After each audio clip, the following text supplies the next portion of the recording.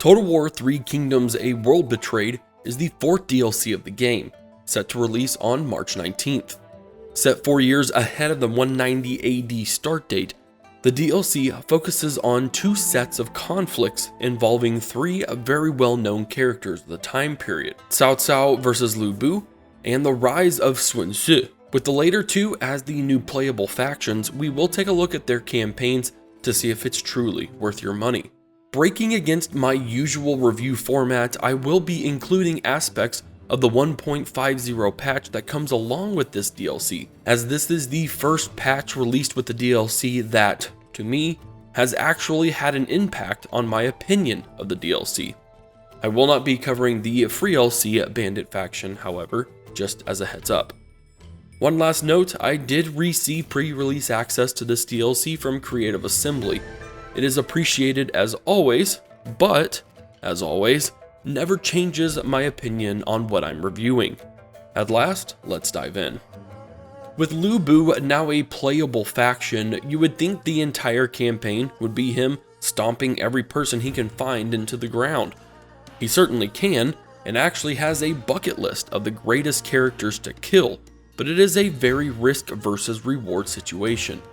For every character Lu Bu personally kills, he gains momentum, which has some great benefits to his faction, although it deteriorates incredibly fast, making those benefits last for maybe a couple of turns at most. The risk is that alongside momentum, the more characters Lu Bu kills, the higher your other character's discontent grows, and the more other factions begin to despise you diplomatically.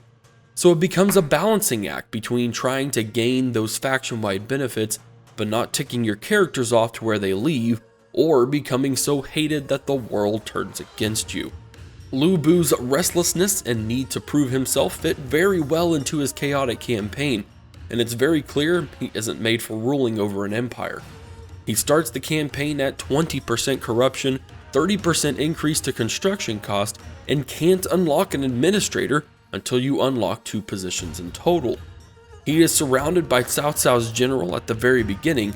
You can trigger an event to serve under Liu Bei, only to then have the chance to betray him and be your own man again. There are 2 very different paths you can choose to take. Use Liu Bei to build up your strength enough to take on the world, or keep Lu Bu in every single fight possible to keep that momentum going strong, making you nearly unstoppable, but also extremely risky in that you'll have little to no safe ground from Cao Cao's armies.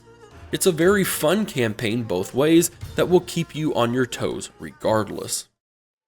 If you're looking for a less chaotic but still very engaging campaign, look no further than Sun Ce. Trying to keep his father's legacy, Sun Ce gives you a campaign with a very clear objective. If Sun Ce's reckless luck runs out, he dies. This is a daunting task as his luck decreases by 10 every turn, basically giving you 25 turns to get his life straight or he's a goner. It's made even harder when you have Yuan Shu as an overlord that's wanting to gobble up any land you try and take over. Best advice is to time your rebellion when you aren't within his real sphere of influence, and tackling some of his armies will convince him to give up pretty quick. Luckily, there are ways to counter restless luck, even reverse it if you can through his legacy of Wu mechanic, a very specific set of objectives for him to accomplish in order to slow down the rate in which his luck decreases. These objectives range from conquering entire commanderies to having very age-specific generals at certain levels to defeating certain factions that may have wronged him in the past. His other ability is to share experience with characters in his court, allowing you to basically craft the type of characters you want to have within your court, or even get closer to one of your Legacy of Wu objectives by getting a certain general type to a specific level. Just a hint, shared expertise is one thing that I repeatedly forgot to use as I played. Don't make my mistake, because it is very worthwhile and a great investment mechanic to enhance your own faction. Sun Ce's campaign, to me anyways, was significantly easier to play through than Lu Bu's. That does not mean it wasn't difficult, and you should take some time to look through his Legacy of Wu objectives to maybe plan out how you want to counter his reckless luck. Time is really not on your side at first, and there were a few times that I honestly thought I would fail this campaign. It was all worthwhile, and Sun Tzu is currently on my top 5 campaigns for Three Kingdoms. If you've seen any of my previous Three Kingdoms DLC reviews, you will know that I'm pretty critical of mechanics that give little choice in what you can do in a campaign, forcing you to play one specific way or fail it. The Zhang brothers' shared zeal mechanics proved especially salty for me, as it gave you little time to rest and a constant need for enemy battles or your empire fell apart. So how in the world am I okay with Sun Tzu's restless luck or Lu Bu's momentum mechanics when they indeed seem to be forced mechanics? Well, to put it simply, they aren't true forced mechanics. Your empire does not fall apart if you do not adhere to Lu Bu's momentum. Is momentum helpful? Absolutely, and you should strive to keep it up as high as possible for as long as possible, but nothing negative happens when you don't. With Sun Tzu, yes, you should play decently aggressive to counter restless luck, and yes, it is forcing your hand to complete specific objectives before that luck runs out. Yet there are so many objectives that it can play to your own personal campaign playstyle, and more importantly, only relies on your personal choices rather than those of the AI on the map. I think both campaigns play perfectly into a forced mechanics setting, but they accomplish this in a very balanced manner, and that's what makes all the difference.